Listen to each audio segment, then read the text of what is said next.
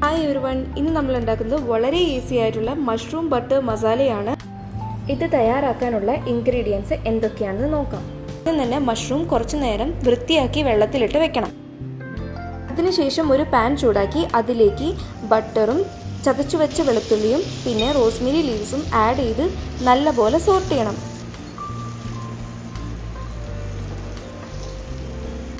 നേരത്തെ അരിഞ്ഞു വെച്ച മഷ്റൂം ഇതിലേക്ക് ആഡ് ചെയ്യണം.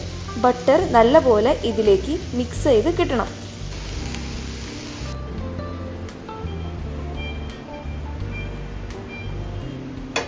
ഒരു പാൻ ചൂടാക്കി അതിലേക്ക് സൺഫ്ലവർ ഓയിൽ ഒഴിച്ചതിന് ശേഷം ജീരകവും ഹോൾ സ്പൈസസും ഇട്ട് നല്ലപോലെ മിക്സ് ചെയ്യുക.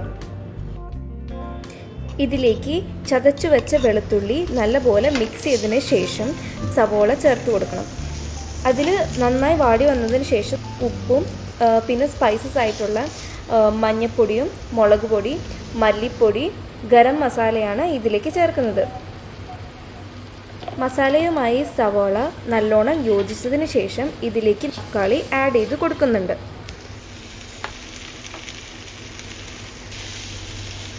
തക്കാളി നല്ലപോലെ വാടി വന്നതിന് ശേഷം അത് ഒരു മിക്സിയിലിട്ട് അരച്ചെടുക്കണം.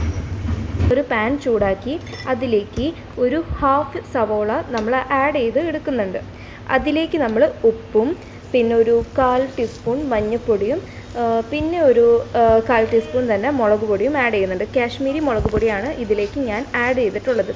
പിന്നെ ഗരം മസാലയും ആഡ് ചെയ്യണം. ഇതിലേക്ക് മുമ്പ് പ്രിപ്പയർ ചെയ്ത് വെച്ചിട്ടുള്ള മഷ്റൂം ഇപ്പോഴാണ് ചേർത്ത് കൊടുക്കേണ്ടത്. നല്ലോണം സോട്ട് ചെയ്തതിന് ശേഷം മുമ്പ് പ്രിപ്പയർ ആക്കി വെച്ച അരപ്പ് ഇപ്പോൾ ചേർത്ത് കൊടുക്കണം.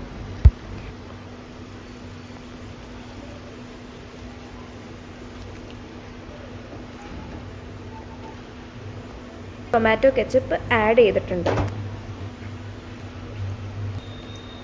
ശേഷം ഫ്രഷ് ക്രീമും പിന്നെ മല്ലിയിലയും കൂടി ചേർത്തിട്ടുണ്ടെങ്കിൽ നമ്മുടെ ഈസി ആയിട്ടുള്ള മഷ്റൂം ബട്ടർ മസാല ഇവിടെ റെഡി ആയി കഴിഞ്ഞു.